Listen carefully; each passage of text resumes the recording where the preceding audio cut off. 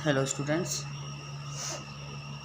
हम पढ़ रहे हैं अभी रेडॉक्स रिएक्शन चल रही है।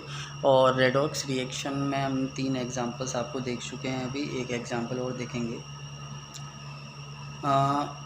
मैंने फिर बोला है बेटा आपको कि रेडॉक्स रिएक्शन इम्पोर्टेंट रिएक्शन है, पेपर में सबसे ज़्यादा पूछी जाती है रिएक्शन। आपको कोई भी केमिकल रिएक्शन पेपर में देंगे और पूछेंगे कौन ऑक्सीडाइज हो रहा है। Name the substance which oxidise and reduce following reactions. और ऐसे भी पूछ सकते हैं, name the oxidising and reducing agent in following reactions. कौन ऑक्सीडाइजिंग और रिड्यूसिंग एजेंट है रिएक्शंस में। तो ये रिएक्शंस को समझना ज़रूरी है। जितने ज़्यादा इसके एग्जांपल्स या केमिकल रिएक्शंस आप खुद सॉल्व करेंगे घर पर, उतना ज़्यादा अच्छा रहेगा। मुझसे पूछ सकते हैं आप कोई भी रिएक्शन। मेरे पास शीट यहाँ पर तो नहीं है अभी एट प्रेजेंट, लेकिन शीट बनी हुई रखी हुई है आपकी, तो मैं देखूँगा अवेलेबल कराने के लिए आपको। तो इसी में आगे बढ़ते हुए एक रिएक्शन और लेते हैं जहाँ इलेक्ट्रॉन के लूज़ और गेन से हम देखेंगे। अभी तक हम 2 रिएक्शन देख चुके हैं, ऑक्सीडेशन या ऑक्सीजन का एडिशन था या हाइड्रोजन का एडिशन था, रिडक्शन देखा था। और लास्ट वाली जो रिएक्शन थी उसमें हमने इलेक्ट्रॉन ट्रांसफ़र देखा था, लूजिंग और गेनिंग से कैसे रिडक्शन ऑक्सीडेशन का पता लगता है। एक रिएक्शन और आपको बताता हूँ बेटा, ये देखिए आप,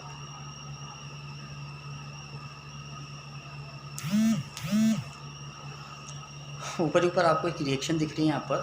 नेम तो आपको पता ही होगा, ये मैंने लास्ट जो लेक्चर था हमारा प्रीवियस लेक्चर, उसमें मैंने ये बताया था आपको FeCl3 एंड FeCl2 के नेमिंग कैसे होती है। याद करें, छोटी वैलेंसी में अस, बड़ी वैलेंसी में इक लगाकर। तो FeCl3 का नेम क्या होगा अगर नोमेनक्लेचर के अकॉर्डिंग चलते हैं तो फेरिक क्लोराइड हैं। दोनों ही आयरन क्लोराइड हैं अगर जनरल बात करें, लेकिन आयरन थर्ड क्लोराइड ये है आपके, ये आयरन थर्ड क्लोराइड है, ये आयरन सेकंड क्लोराइड है। बड़ी वैलेंसी है, यहाँ आयरन की वैलेंसी ये 3 है इसमें, तो ये फेरिक क्लोराइड हुआ। यहाँ पर आयरन की वैलेंसी 2 है, तो ये फेरस क्लोराइड हुआ।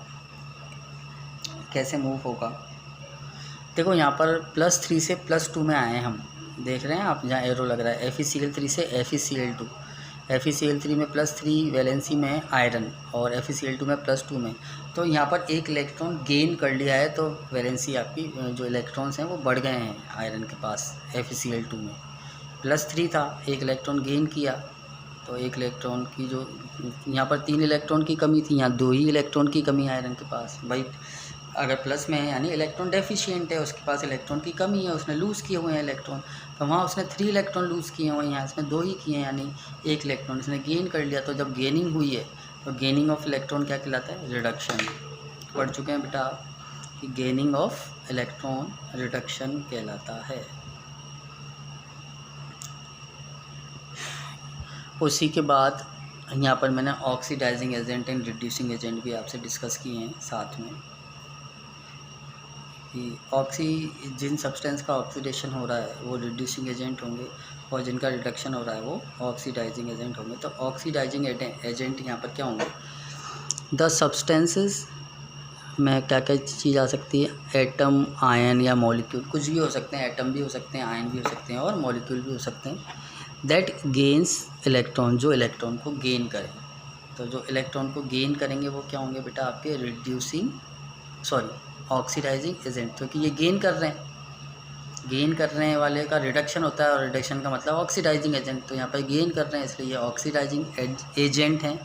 ठीक है, जैसे मैं यहाँ कुछ एग्जांपल्स आपको दिए हैं। O2 एक अच्छा ऑक्सीडाइजिंग एजेंट होता है, O3 है, KMnO4 है, इनके यूज़ पढ़ेंगे आप आगे चैप्टर्स में। नाइट्रिक एसिड है, ये potassium, KMnO4 means potassium permanganate, इसका जो नेम है क्या है? ये है आपका पोटेशियम परमैंगनेट। हाँ, और ये जो आगे है HNO3, ये है नाइट्रिक एसिड, ये भी एक ऑक्सीडाइजिंग एजेंट की तरह वर्क करता है।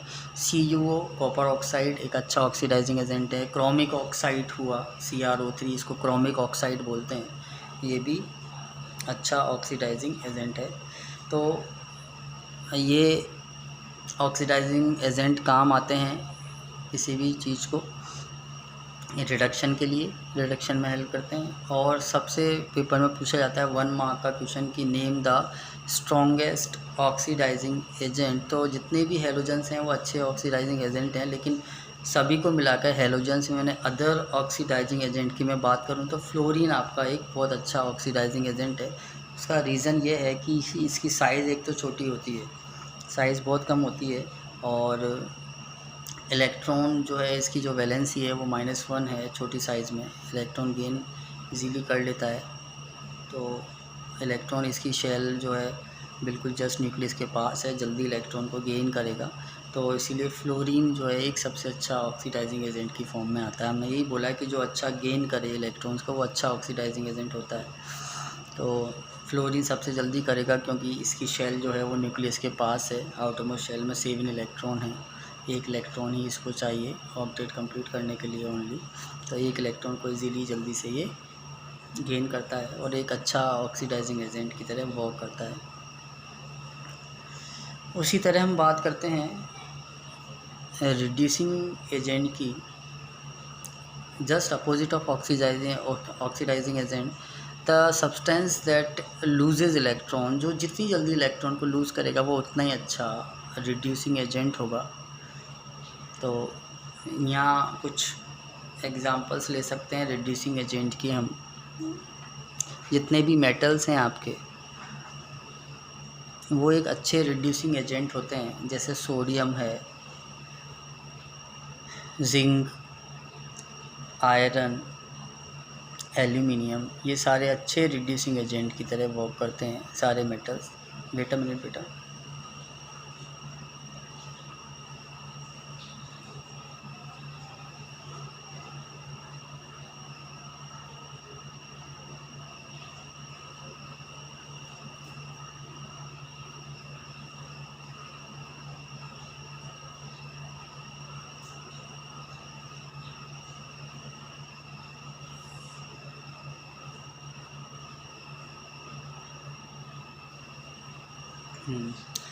हाँ, हम बात कर रहे थे कि जितने भी आपके मेटल्स होंगे वो सारे अच्छे रिड्यूसिंग एजेंट होंगे। तो कुछ मेटल्स के मैंने नाम बताए थे आपको अभी, सोडियम, जिंक, आयरन, एल्यूमिनियम। उसके अलावा कुछ नॉन मेटल्स भी आपके पास हैं जो एक रिड्यूसिंग एजेंट की तरह वर्क करते हैं, जैसे कार्बन बहुत अच्छा रिड्यूसिंग एजेंट है, हाइड्रोजन हुआ, सल्फ़र, फॉस्फोरस।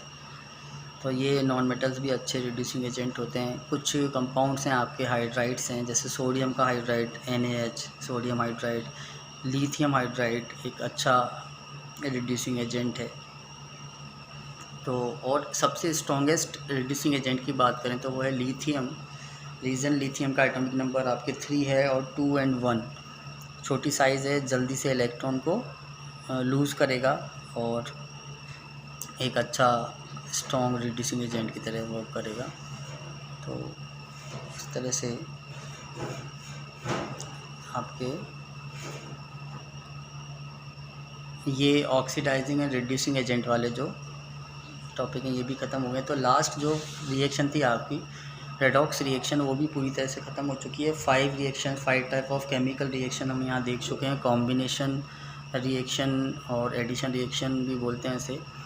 उसके बाद डिकम्पोजिशन और डिसोसिएशन रिएक्शन भी हम देख चुके हैं। 3rd टाइप हमने देखा था डिस्प्लेसमेंट रिएक्शन का, इसमें रिएक्टिविटी सीरीज़ की हमने बात की थी। 4th टाइप की जो रिएक्शन थी डबल डिस्प्लेसमेंट रिएक्शन जो हम देख चुके हैं। और लास्ट जो आज हमने देखी रेडॉक्स रिएक्शन, जो वेरी इंपॉर्टेंट रिएक्शन है बेटा।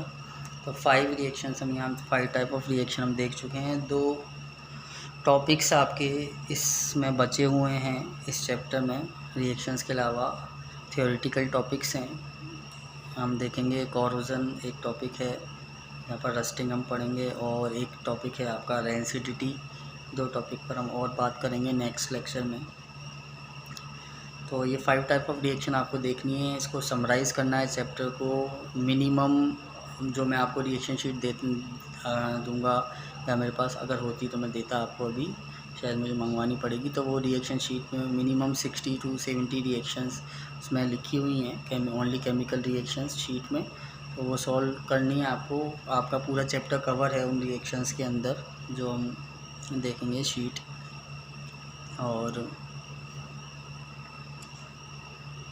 आपका जो टेस्ट इस वीक मैं बताऊंगा आपको व्हाट्सएप पर मैसेज करके कि इस वीक आपका टेस्ट है या नहीं है। आप प्रिपेयर करते रहें क्योंकि हमारे लाइव प्रोसेस एक चैप्टर ख़त्म हो चुका है पूरा, उसके अलावा ये चैप्टर भी हमारा ख़त्म होने वाला है। नेक्स्ट लेक्चर में ये चैप्टर ख़त्म हो जाएगा, शायद नया स्टार्ट हो जाए आपके फिज़िक्स का चैप्टर इलेक्ट्रिसिटी जो है। तो आप पर बर्डन नहीं आया बेटा, साथ के साथ लेक्चर लें। मुझे अभी भी लग रहा है कि आप लेक्चर्स नहीं ले रहे हैं टाइम टू टाइम। इन छुट्टियों का फ़ायदा उठाओ बेटा, जितना कोर्स ख़त्म कर सकते हो जल्दी से जल्दी उतना कर लो ताकि आगे इजी रहे।